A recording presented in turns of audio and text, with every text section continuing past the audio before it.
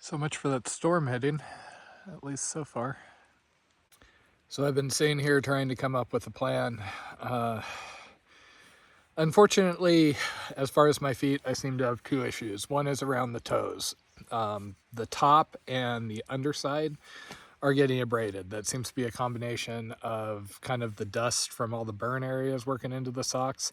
And I suspect these topos are just a little narrower than the ultras. They feel like it. So I think they may be jamming my toes together. And so I'm getting more like rub abrasion. And then the other is whatever was going on with my heel didn't become an issue till I was coming down the steep part here. Part of that is I've had to go to extremes like loosening the shoe, trying to get the toes to work out. But it is what it is. I'm out here and I have these shoes. They've worked out, except periodically I seem to hit issues like this. Same thing right before Safford. So the reality is I've got 4-ish, little more days of food. I've got less power than I would prefer, but I can survive for a couple of days. It's 37 miles into Magdalena and it's closer to 60 into Socorro, though it looks like there may be options to cut about 10 miles off of that and hitch in early, and then I'd hitch back and hike through. That still leaves me in a bad spot if I can't manage to walk any reasonable distance today.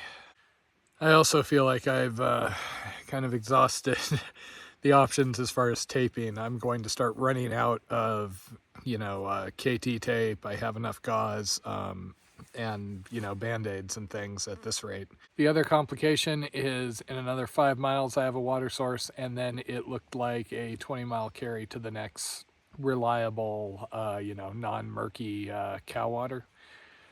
So that's problematic if I'm not able to hike a normal day. Based on the last couple of days, I'm not sure how realistic it is to expect to be able to make something like that. Even making my normal 15 seems iffy in these circumstances. Based on past behavior, what I really need is time off my feet. Were I to sit here all day, my issues would probably heal up enough where I would be able to hike out reasonably, but that costs me an entire day. That sets me pretty far behind. I do have water here.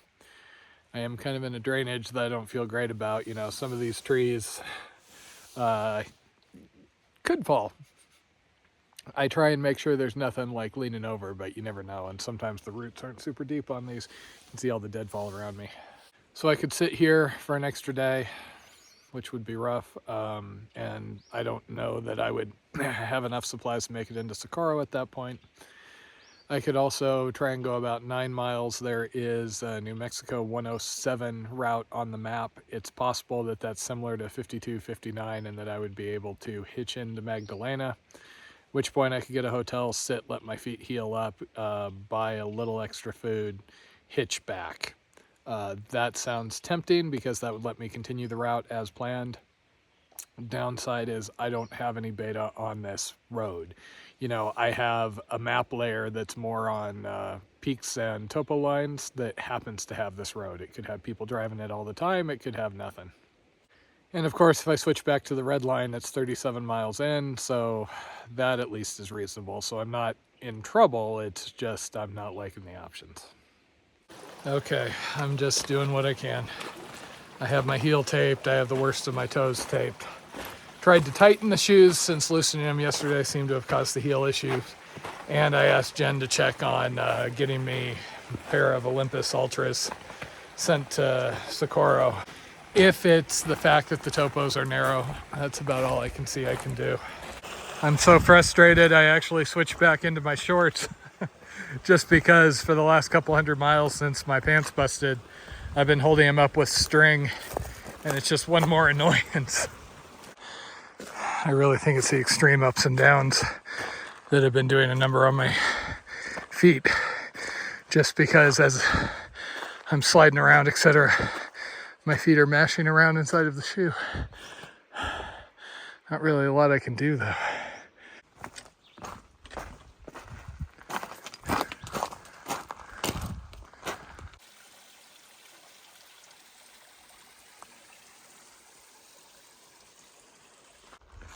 There has been water, but it keeps coming and going into the sand. So this is where that alt I didn't take, Big Rosa I think, comes back in. It's also been a whole heck of a lot of cows all of a sudden.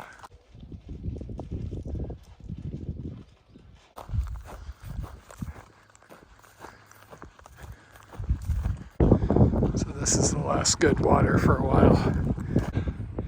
I think that's actually the first time I've seen a pipe hooked up to an actual windmill. Seems like mostly been replaced by solar. Also that bullseye in me. So I just had the rancher that owns this well come by while I was hiding here in the shade drinking. Per him, 107 is dirt, but he says I should be able to get up and down to Magdalena reasonably. He said there's a lot of people going up and down that road. So I'm currently debating. I always want to just like push through and make it work, but this has been miserable coming down Potato. And I'd rather take a day off and be enjoying it like before, like after Safford, than be, you know, limping like before Safford. The guy offered me a ride down to the road and I had to explain about continuous footpath, yada yada. Okay, through the magic of satellite communication, I pinged Jen. She's gonna have my parents send me a pair of Ultra Olympuses. They're the shoes I know work. It's starting to look like a pattern, like these toe issues may be due to the toe box on the topos and the heel being a little narrower. So they're going to rush ship a pair of Ultra Olympuses to Socorro, so I just have to get there. I'll ship these back home and hopefully it'll help avoid any more of these issues, at least for the remainder of this trip. I would have stuck with those. Problem is they're expensive and they fall apart every 200-300 miles. I really enjoyed talking to that rancher. Got to ask a couple of my cattle related questions. And I told him about those cows I saw up near San Mateo Peak on the Apache Kid Trail, and he said he'd let his neighbor know. Apparently they do have an issue with feral cows in some of those more remote spots. He said his will go up Potato and some of those others, but not too far. And they just get them out with horses. See, now that I'm walking on more stable ground, my feet aren't hurting as much. Problem is, once I go across 107, I have to go back up into the mountains. And if I have to bail off from there, that's going to change the whole Socorro plan.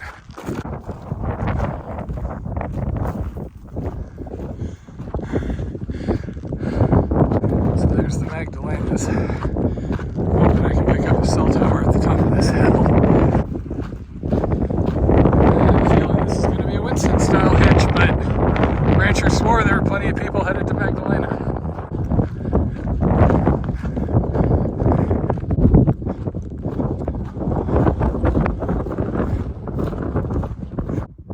And here we go again.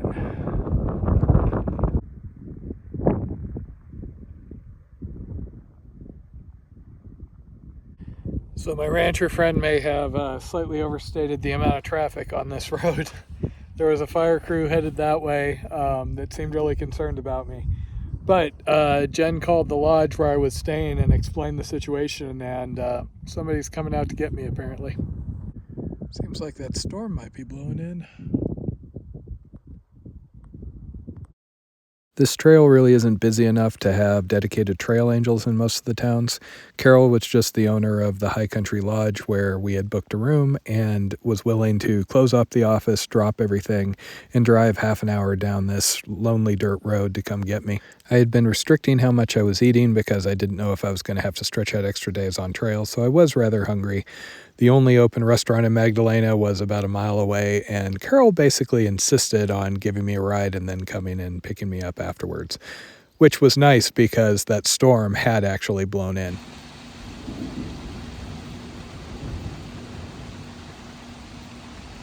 Once I was fed, I didn't give a damn about laundry or anything else. I just wanted off my feet and to stop the pain. So I forced myself into the shower, climbed into bed, and then spent a relieved evening. I was staying at the High Country Lodge, which was reasonably priced and had small rooms, but it had everything I needed.